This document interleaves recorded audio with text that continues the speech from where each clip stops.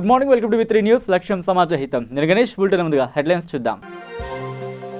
హైదరాబాద్లో మరో eco tourism park. షామీర్పేటలో ఈకో టూరిజం పార్క్ ను ప్రారంభించిన మంత్రులు ఇంద్రకరణ్ రెడ్డి, మల్లారెడ్డి.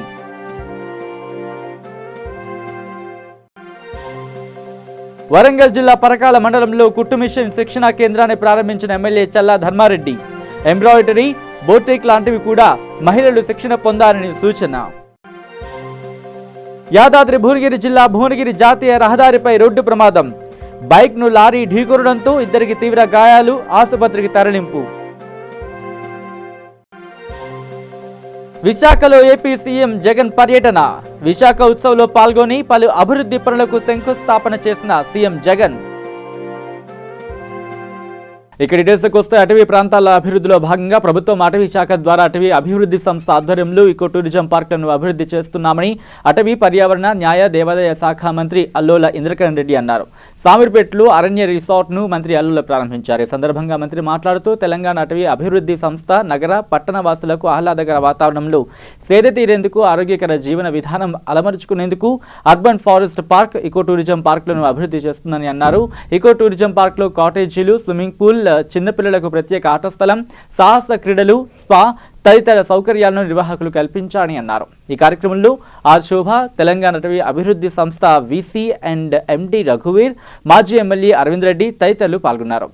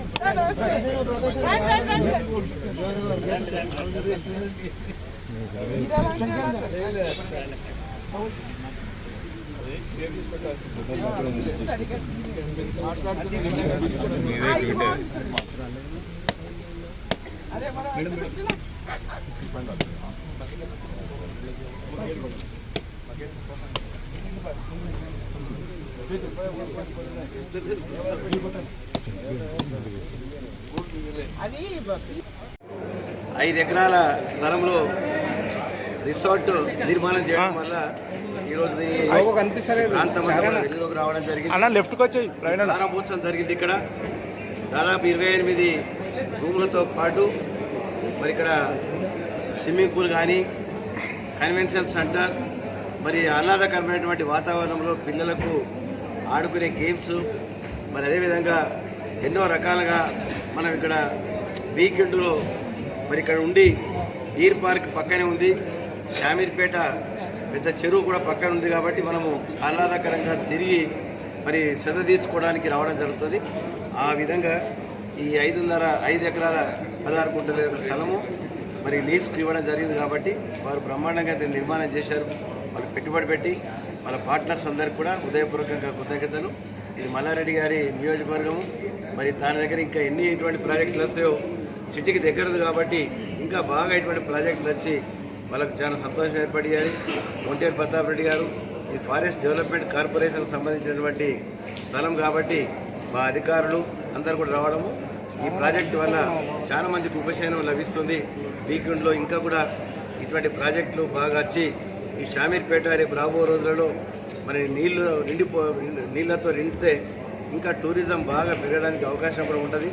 మనము ఎక్కడ కూడా ఫారిన్ కంట్రీస్ పోతాము, మన దగ్గరే ఇటువంటి ఆహ్లాదకరమైనటువంటి వాతావరణం మనం తయారు చేసుకుంటే ఇక్కడే టూరిస్టులు అంతా కూడా ఇక్కడే ఉండిపోవచ్చు, బయటకు పోయాల్సిన అవసరం లేదు మనకు. ఆ విధంగా దాంట్లో భాగంగానే ఇది ఒక ప్రాజెక్టు టేకప్ చేయడం జరిగింది. చాలా సంతోషము. వారి ఇంకా ఇప్పుడు 28 రూమ్స్తో పాటు ఇంకా రేపు రాబో రోజులలో మా మల్లారెడ్డి గారు చెప్పడం జరిగింది, ఇంకా ఎక్కువ చేయాలి, ఈ యొక్క హాల్ కూడా ఇంకా పెంచాలని చెప్తున్నారు. కాబట్టి తప్పకుండా ఇంకా రూమ్స్ వల్ల నిర్మాణం చేయడానికి, హాల్ అన్ని రకాలుగా ఉపయోగపడడానికి వాళ్ళు నిర్మాణం చేయడానికి కూడా సిద్ధంగా ఉన్నారని చెప్పి తెలియజేస్తున్నారు. ఇక వరంగల్ రూరల్ జిల్లా పరకాల నియోజకవర్గం నడికూడ మండల కేంద్రంలో సిటిజన్ డెవలప్మెంట్ ఆర్గనైజేషన్ వారి ఆధ్వర్యంలో ఏర్పాటు చేసిన కుట్టు మిషన్ శిక్షణ కేంద్రాన్ని స్థానిక ఎమ్మెల్యే చల్లా ధర్మారెడ్డి ప్రారంభించారు. అనంతరం ఎమ్మెల్యే మాట్లాడుతూ కుట్టు మిషన్ శిక్షణ ప్రతి ఒక్క మహిళ నేర్చుకోవాలి అని అన్నారు. కుట్టు మిషన్తో పాటు ఎంబ్రాయిడరీ, బొటిక్ లాంటివి కూడా శిక్షణ పొందాలని మహిళలకు సూచించారు. ఈ కార్యక్రమంలో మండల ప్రజా ప్రతినిధులు, తెరాస నాయకులు, కార్యకర్తలు, ప్రజలు తదితరులు పాల్గొన్నారు. అయితే సార్ ఇంకొకటి ఏమన్నాడంటే పరకాల పట్టణ వాసులకి ఉపయోగం, ముఖ్యంగా దళిత కాలంలో, ఎస్సీ కాలేజీలో చాలా పేదలు ఒక్కొక్క ఇంటికి పోతే చాలా ఇబ్బందికరంగా కూడా నాకు అప్పుడప్పుడు కనపడప్పుడు బాధ అనిపిస్తుంది. కానీ ఏం చేయలేని పరిస్థితిలో ఒక్కోసారి పరిస్థితి ఆలోచించాల్సిన అవసరం ఉంటుంది. వృద్ధాశ్రమం ఒకటి ఇస్తా అంటున్నాడు, దానికి ఒక ₹1 కోటి ఇస్తా అంటున్నాడు సార్. వాస్తవంగా వృద్ధులు ఏ ఇంట్లో కానీ ముసలి వాళ్ళు అయినాక కొంచెం వాళ్ళ పరిస్థితి దీనంగా మారిపోతుంది. కొడుకులు ఉంటారు, కోడలు ఉంటారు, కూతుళ్ళు ఉంటారు. వాళ్ళ పిల్లలు కూడా వాళ్ళు చేసుకొని వాళ్ళు కష్టపడితే బతికే పరిస్థితి ఉంది. వాళ్ళు బతకడానికి ఇబ్బంది ఉన్నప్పుడు ముసలిలో చూసే పరిస్థితి ఇంకా అధ్వానంగా ఉంటుంది. పట్టించుకొని పరిస్థితి కుటుంబాలని, అట్లాంటి కుటుంబాలను వృద్ధాశ్రమంలో వేస్తే వాళ్ళు కనీసం ఓ సంవత్సరం బతికడం, 3-4 సంవత్సరాలు బతకడం, ఆరోగ్యంగా ఉండడం, అన్ని రకాల వసతులు అక్కడ ఉంటాయి. వాళ్ళ తిండి కూడా టైం దొరుకుతుంది. కాబట్టి ఇది ఒక మంచి ఆలోచన. వారిని కూడా రిక్వెస్ట్ చేస్తున్నాం. వృద్ధాశ్రమానికి ₹1 కోటి అన్నాడు. అయితే నాకు ఇంకా మేము ఇందాక సార్ కూడా అడిగితే ₹1 కోటి ఇస్తుడు కాదు, మరి దాని మెయింటెనెన్స్ ఎట్లా, బిల్డింగ్ కడతాం, అన్నీ చేస్తాం, పెడితే మేము అలా తీసుకుపోయి ఇవ్వగానే కాదు కదా, ముసలి వాళ్ళ వల్ల ఏగానే కాదు కదా, నడవాలి. చాలా దీంట్లో చూస్తాను నేను. ఎమ్మెల్యే అయినాకైతే నా పరిస్థితి చూస్తే ఎలక్షన్లు వచ్చిందంటే నేను ఈ గుడి కడతాను ఆయనతాడు, ఆ గుడి కడతాను అంటాడు, కాళమేయ గుడి అంటాడు, పోచమ్మ గుడి అంటాడు, మైసమ్మ గుడి అంటాడు, అజయ గుడి అంటాడు. ఇక ఇవ్వకపోతే ఇవ్వకపోతే ఏమేమి నిలబడతాను అంటాడు. ఇక ఎలక్షన్ టైంలో మేము ఏం మాట్లాడే పరిస్థితి ఉండదు. మళ్ళీ పైకి అపోజిట్ అని పేరు చెప్పి వాడికి అంత ఇస్తాడు, నువ్వు ఎంత ఇస్తాను అంటాడు. ఇస్తాం గుడికి, తప్పదిగా. మా నాయకులు ముందుగా నేను ఇంత తీసుకొస్తే నువ్వు గిట్ల చేస్తాను, వీలు కురుగుతాను. ఇచ్చిన గుళ్ళను నేను వెనక మళ్ళీ 6 నెలలకు 3 నెలలకు చూసుకుంటా పోతున్నా. ఆ గుడి తప్పిపెట్టుంటే తీసినోడు ఉన్నాడు, గుళ్ళే నూనె పోసి దీపం పెట్టుతోళ్ళు ఉన్నారు. మరి అన్ని డబ్బులు పెట్టి గుడి కడితే ఉపయోగం లేకపోతే ఆ దేవుడి పరిస్థితి ఏంది? నేను కూడా మీరు రిక్వెస్ట్ చేసిందంటే, నువ్వు ధర్మాన్ని వచ్చి ఆ వృద్ధాశ్రమం కట్టిపోతావు, అందుండేటోళ్ళ పరిస్థితి ఏందని అడుగుతాను నేను. మీరేనా? ఇక నిన్ను మేము కాళ్ళు మధ్య రోజు పూజించే పరిస్థితి వస్తుంది మీ కంపెనీ. అరే మాకు ఇంతకన్నా కావాల్సింది ఏమలేదు.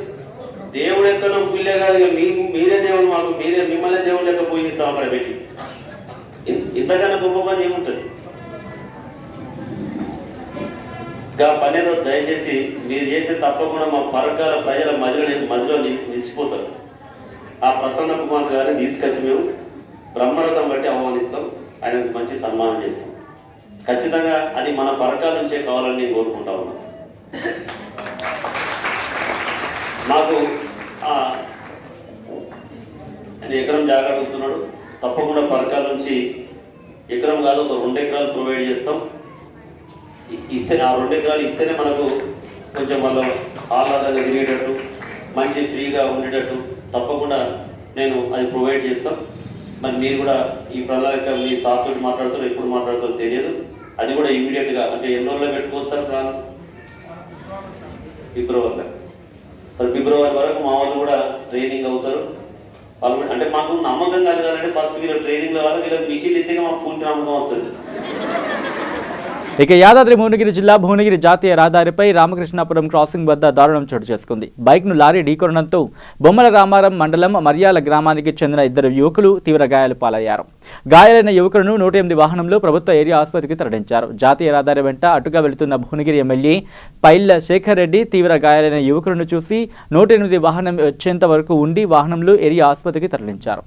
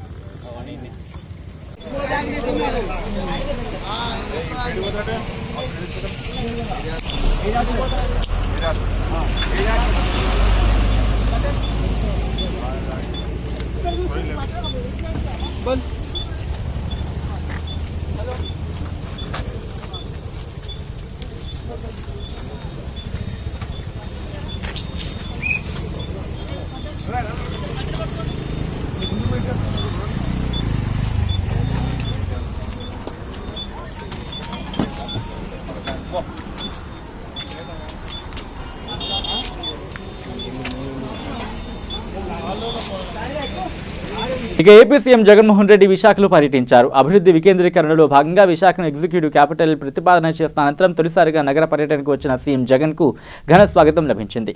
విశాఖ విమానాశ్రయం నుంచి కైలాసగిరి, ఆర్కే బీచ్లోని విశాఖ ఉత్సవ వేదిక వరకు దాదాపు 24 కిలోమీటర్ల మేర భారీ మానవహారం నిర్వహించారు. మార్గ మధ్యలో సీఎం జగన్ కు ప్రజలు అభినందనలు తెలియజేశారు. కృతజ్ఞతాపూర్వక స్వాగతం లభించింది. సీఎం కాన్వాయ్ పై పూలవర్షం కురిపించారు. ప్లకార్డులు, జెండాలు పట్టుకుని సీఎం జగన్ కు అపూర్వ స్వాగతం పలికారు. మరోవైపు ఆర్కే బీచ్ వద్ద సందడి వాతావరణం నెలకొంది.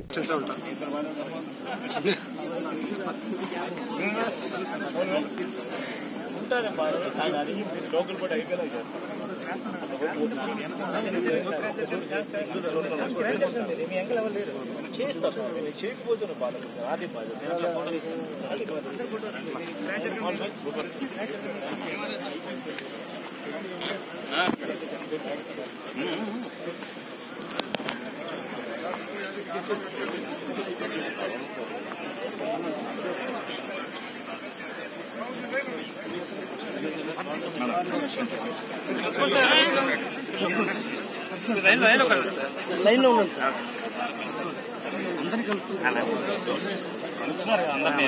కొద్దిగా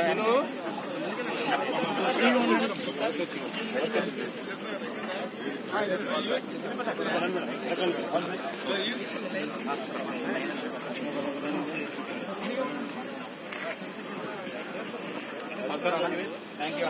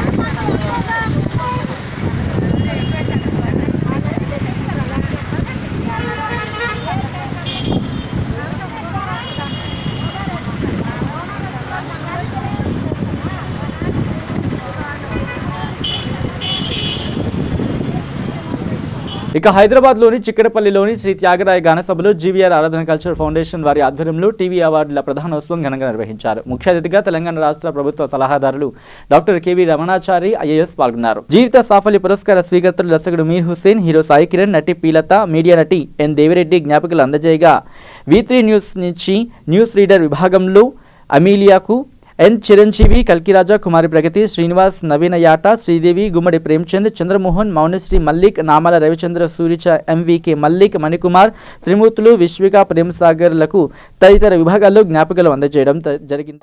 తెలుగునాట రాష్ట్ర ప్రభుత్వాలు టీవీ అవార్డ్స్ ఇవ్వడం మర్చిపోయింది, కానీ వెంకటరెడ్డిను మరో ఆరాధన సంస్థ మా లోకకృష్ణయ్య వాళ్ళు టీవీ అవార్డ్స్ లాంటివి ఇట్లా ఇస్తూ వాళ్ళకందరికీ ఆనందాన్ని కలిగిస్తున్నందుకు ముందుగా ఈ సంస్థను నేను అభినందిస్తున్నాను. ప్రభుత్వం చేయలేని పనిని ఈ సంస్థలు చేస్తున్నాయి. అందుకని నేను చాలా చోట్ల అంటూ ఉంటాను, నేను ప్రభుత్వ సలహాదారులు కావచ్చునేమో, కానీ ప్రభుత్వం కంటే కూడా ఈనాడు మన సంస్కృతిని నిలిపేది సాంస్కృతిక పరిషత్తులు, సారస్వత పరిషత్తులు, ఈ సాహితీ సంస్థలు, సాంస్కృతిక సంస్థలు, ఈ సాంస్కృతిక సంస్థల వారు ఇట్లా ఈ కళాకారులను ఇట్లా గౌరవించుకుంటున్నందువల్ల వాళ్ళలో స్థైర్యం, వాళ్ళలో ఆత్మవిశ్వాసం, వాళ్ళలో ఆనందం, వాళ్ళలో ఉత్సాహం, వాళ్ళలో ఉత్తేజం, వాళ్ళలో ఉద్వేగం పెరిగి మేము ఇంకా బాగా రాణించాలనేటువంటి అభిప్రాయంతో ముందుకొస్తారని చెప్పినటువంటి ఆశ నాకు ఉంది. వీరందరికీ నాకు ఈ సందర్భంగా నా శుభాకాంక్షలు.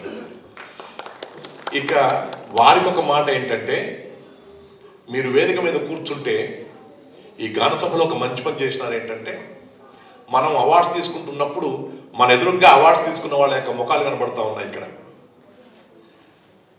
మనం అవార్డ్స్ తీసుకుంటున్నాము అని చెప్పి అన్నప్పుడు ఒక్కసారి అవార్డు తీసుకున్నందుకు చూస్తే ఏ సుబ్బలక్ష్మియో, ఏ ఇందిరాగాంధీయో, ఏ కలామో, ఏ లాల్ బహదూర్ శాస్త్రియో, ఏ బిస్మిల్లా ఖానో, ఏ పండిత్ రవిశంకరో ఇలా వాళ్ళు కనబడతా ఉంటే అప్పుడు మనకు అనిపిస్తుంది మనం ఎప్పుడు ఆ స్థాయికి చేరుకుంటామని. వారి రంగంలో వాళ్ళు ఆ స్థాయికి చేరుకొని భారతరత్న స్థాయి దాకా వెళ్ళారు. ఏ స్థాయికి మనం చేరుకుంటామన్నది కాదు, మనం ఎక్కడున్నా మన వ్యక్తిత్వాన్ని, మన యొక్క నైతిక స్థితిని, మన నిజాయితీని మనం కాపాడుకుంటే ఈ అవార్డే అంతకంటే గొప్ప అవార్డు కావచ్చు ఈ రంగానికి అని చెప్పినటువంటి స్థితిలో మీ అవార్డు ఏదైతే తీసుకుంటున్నారో ఆ అవార్డు ద్వారా మన బాధ్యత పెరుగుతుందని చెప్పని గుర్తిస్తే చాలు.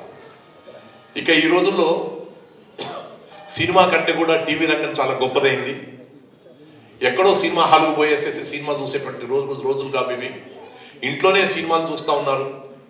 ఉదయం నుంచి అర్ధరాత్రి వరకైనా, అర్ధరాత్రి నుంచి తెల్లవారి వరకైనా కానీ సీరియల్స్ చూసేటువంటి ఒక వెసులుబాటు కలిగింది. కాబట్టి కుటుంబ సమేతంగా చూసేటువంటి సీరియల్స్ టీవీలో వస్తున్నటువంటి రోజుల్లో ఇటీవలనే కొంతమంది, బహుశా ఇక్కడ రచయితలకు కూడా అవార్డు ఇచ్చిండొచ్చును, మాటల రచయితకు. ఎవరన్నా మాటల రచయిత? నమస్కారం. నైస్. మాటల రచయితకు, దర్శకులకు నా యొక్క మనవి ఏంటంటే, అసలు మన భారతదేశంలో స్త్రీ యొక్క స్థానం చాలా గొప్పది. గృహలక్ష్మి అంటాం మనం. ఒక ముఖానికి తిలకం లాంటిది. ఆమె దలుచుకుంటే ఇల్లు స్వర్గంలాగా ఉంటుంది. ఆమె ఒకవేళ ఇంకో రకంగా అనుకుంటే స్వర్గం కాదు, ఇంటిని నరకం కూడా చేయొచ్చు. చాలా పవిత్రంగా భావింపబడేటువంటి ఒక ఇంటిని దేవాలయంలాగా చూసేటువంటి మహాలక్ష్మి స్త్రీ. భారత స్త్రీ యొక్క గొప్పతనం వల్లనే ప్రపంచమంతా కూడా భారతదేశం వైపు చూస్తూ ఉంది. అందుకే అంటూ ఉంటాను నేను, ప్రపంచమంతా కూడా ఒక ఇల్లు అయితే భారతదేశం ఒక పూజాగృహం అని. ఆ పూజాగృహం లాంటి స్థితిని కల్పించేటువంటిది మన భారతీయ స్త్రీ. ఇవన్నీ తెలియదని కాదు, రచయితలకు చాలా బాగా తెలుసు. కానీ ఇటీవలి కాలంలో వచ్చినటువంటి ట్రెండ్ ఏంటంటే, ఎంతసేపటికి స్త్రీలను విలన్స్గా చూపిస్తూ సీరియల్స్ని అదే పనిగా సాగరిస్తున్నటువంటి పరిస్థితి చూస్తే ఒక టీవీలో కాదు, అన్ని టీవీలలో కూడా ఈ రకమైనటువంటి పరిస్థితి కనబడుతూ ఉంది. కాబట్టి రచయితలకు, దర్శకులకు నా మనవి ఏంటంటే, కనీసం ఒక 70% 80% మన యొక్క స్థితిని, మన యొక్క నైతిక స్థితిని, మన యొక్క భారతీయ స్థితిని, మన సంస్కృతిని చాటేట్టుగా స్త్రీకి కావాల్సినటువంటి స్థానాన్ని అందించేటువంటి రీతిలో రచయితలు ఒకవేళ పాటుపడితే, దర్శకులు పాటుపడితే టీవీ సీరియల్స్ చూడడానికి కోసం చెప్పని ఇంకా ఆసక్తి పెరుగుతుందని చెప్పని నా వ్యక్తిగతమైన భావన. నేనే కొన్నేళ్ల క్రితం ఆంధ్రప్రదేశ్ ప్రభుత్వంలో ఫిల్మ్ అండ్ టీవీ డెవలప్మెంట్ కార్పొరేషన్కి చైర్మన్గా ఉన్న, మేనేజింగ్ డైరెక్టర్ ఉన్నటువంటి రోజుల్లో లలిత కళాతండంలో నంది అవార్డ్స్ ఇస్తూ ఉన్నప్పుడు ఉండేటువంటి ఆనందం ఇటీవలి కాలంలో లేక, ఇవాళ గుదిబండి వెంకటరెడ్డి గారు నాకు తెలిసినటువంటి ఇంతమంది మిత్రులకు ఇవాళ టీవీ అవార్డ్స్ నా చేతిని తిప్పిస్తున్నారు అని చెప్పంటే ఇది నా వ్యక్తిగతమైనటువంటి ఒక ఆనందకరమైనటువంటి సందర్భంగా, సన్నివేశంగా నేను భావిస్తూ వీరందరికీ కూడా ఉత్కృష్టమైనటువంటి భవిష్యత్తు ఉండాలని, ఉన్నతమైనటువంటి ఆశయ సిద్ధి కలగాలని చెప్పని ఆ భగవంతుని ప్రార్థిస్తూ. ఇక పెద్దపల్లి జిల్లాలోని కాంగ్రెస్ పార్టీ డీసీసీ జిల్లా అధ్యక్షుడు ఈర్ల కొమరయ్య ఆధ్వర్యంలో కాంగ్రెస్ పార్టీ ఆవిర్భావ దినోత్సవాన్ని ఘనంగా నిర్వహించారు. ఈ కార్యక్రమానికి కాంగ్రెస్ పార్టీ నాయకులు, కార్యకర్తలు అధిక సంఖ్యలో పాల్గొన్నారు.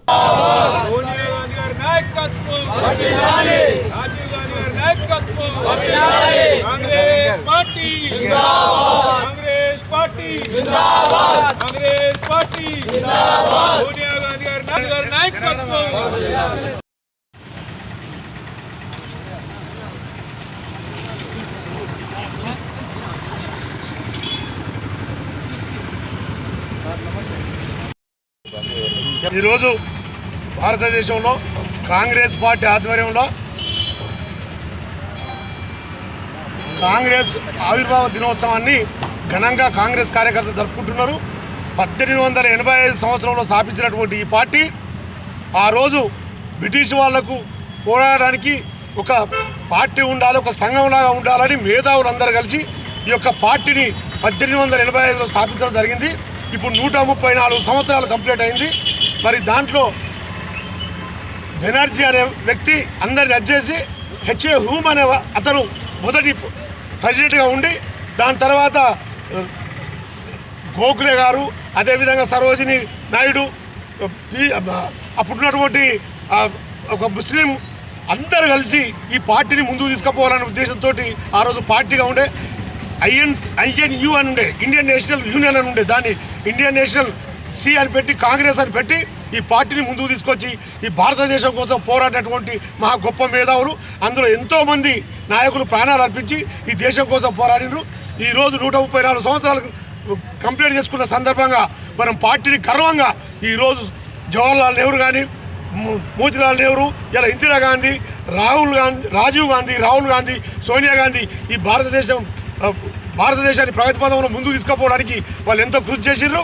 వారి ఆశయ సాధన కోసం ఈ పార్టీ జెండా కింద మనం పార్టీని కాపాడుతూ ఈ కేంద్రంలో రాష్ట్రంలో వ్యతిరేకం చేస్తున్నటువంటి ఈ యొక్క పార్టీలను ఎండగడుతూ మరి ఈరోజు ఓనమాలు నేర్చుకున్నాయని ఈ పార్టీ లోపలే ఇలా మనల్ని ఎక్కిరించే పరిస్థితుల్లో వచ్చి ఆకాశం మీద ఉమ్మెత్త ముఖం మీద పడినట్టుగా తప్పకుండా రాబోయే రోజుల్లో కాంగ్రెస్ పార్టీని అధికారంలో తీసుకొచ్చి ఈ కాంగ్రెస్ పార్టీని బలోపేతం చేసి మేము అందరం సిపాయిలాగా పురస్కందాలం చేసుకొని ఈ పార్టీని ముందుకు తీసుకుపోయి రాహుల్ గాంధీ, సోనియా గాంధీ నాయకత్వాన్ని బలపరుస్తామని సందర్భంగా తెలియజేస్తున్నాం. ఇక నిర్మల్ జిల్లా బైన్సాపట్నంలో కాంగ్రెస్ పార్టీ 135వ ఆవిర్భావ దినోత్సవాన్ని పార్టీ కార్యకర్తలు ఘనంగా నిర్వహించారు. స్థానికంగా ఏర్పాటు చేసిన ప్రత్యేక కార్యక్రమంలో పార్టీ సీనియర్ నాయకులు ఆనందరావు పాటిల్ పథకాన్ని ఆవిష్కరించారు. దివంగత ప్రధానులు పండిత్ జవహర్లాల్ నెహ్రూ, ఇందిరాగాంధీ, రాజీవ్ గాంధీలకు నివాళులర్పించారు. కేంద్రంలోని భాజపా మత ప్రాతిపదికన పౌరసత్వ చట్టాన్ని మార్చిందని ఆనందరావు పాటిల్ ఆరోపించారు.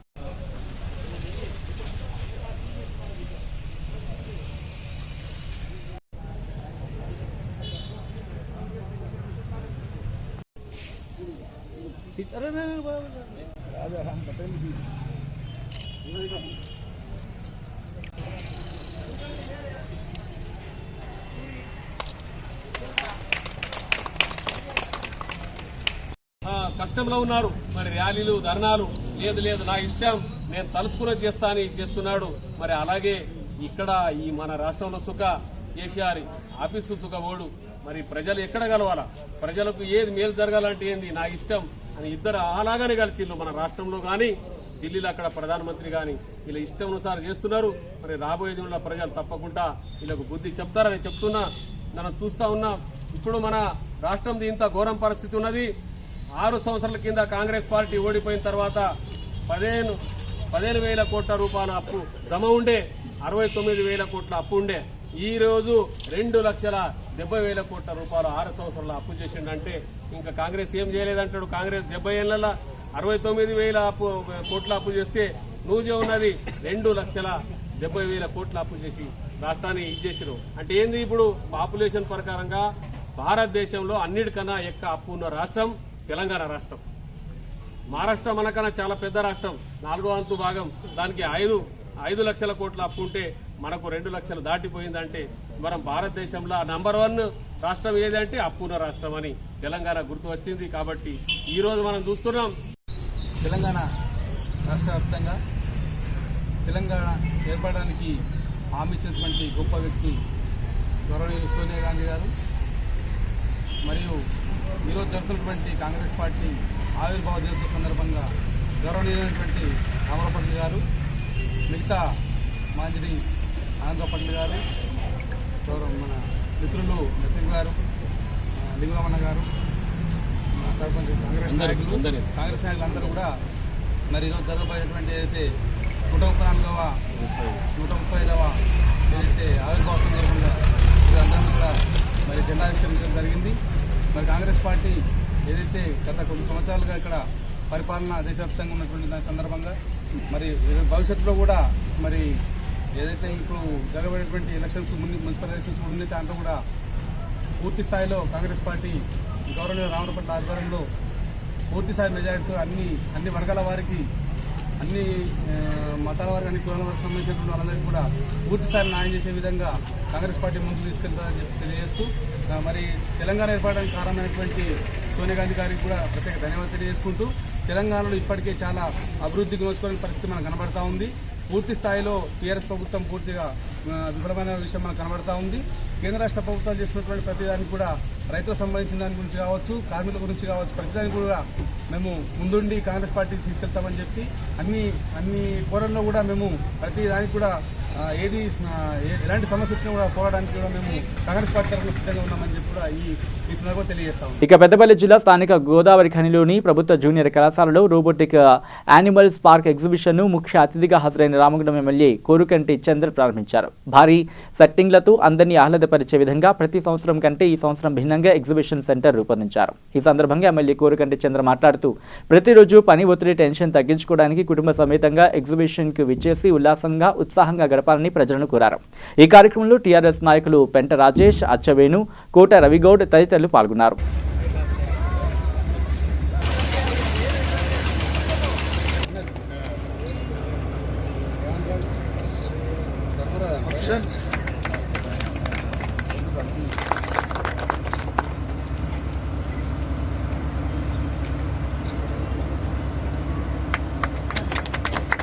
పారిశ్రామిక ప్రాంతం అని అంటే వాస్తవంగా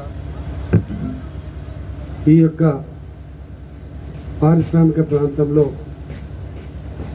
ఎక్కడ కూడా సాయంత్రం పూట ఒక ఆనందమైనటువంటి ఆహ్లాదకరమైనటువంటి సందర్భాన్ని పాలు పంచుకుందామనంటే ఎక్కడ కూడా లేనటువంటి ఈ యొక్క పారిశ్రామిక ప్రాంతంగా ఉన్నటువంటి ప్రాంతం. ఈ ప్రాంతంలో ప్రతి ఏటా వాళ్ళు తప్పకుండా వాళ్ళ వ్యక్తిగత జీవితంలో కుటుంబంతో సమయాన్ని వెచ్చించి కుటుంబ సమేతంగా ఒక గంట పాటు సంతోషంగా అన్నీ మరిచిపోయి ఉండేటువంటి విధంగా ఉండడం కోసం అలవాటు చేసుకుంటే చాలా మంచిదనేది నా యొక్క అభిప్రాయంగా ఈ యొక్క సందర్భంగా తెలియజేస్తున్నాను. అందుకే ఈ యొక్క పారిశ్రామిక ప్రాంతంలో ఉన్నటువంటి పెద్దలందరూ కూడా ఇటువంటి గొప్ప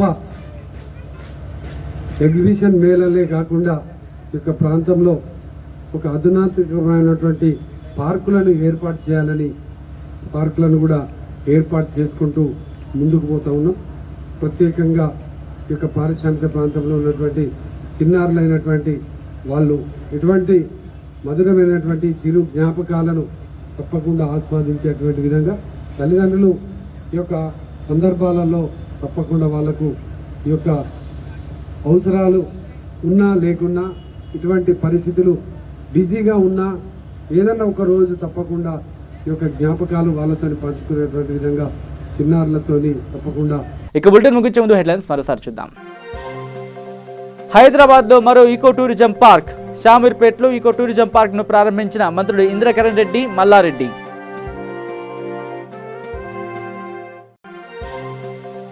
వరంగల్ జిల్లా పరకాల మండలంలో కుట్టు మిషన్ శిక్షణా కేంద్రాన్ని ప్రారంభించిన ఎమ్మెల్యే చల్లా ధర్మారెడ్డి.